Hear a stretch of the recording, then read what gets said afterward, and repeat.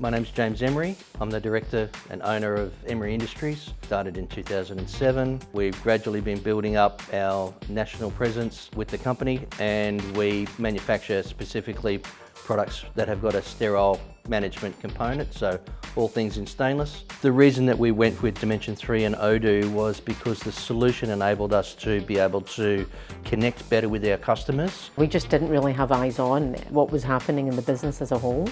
There was little bits here, there was little bits there. We really didn't know what was going down on the workshop floor.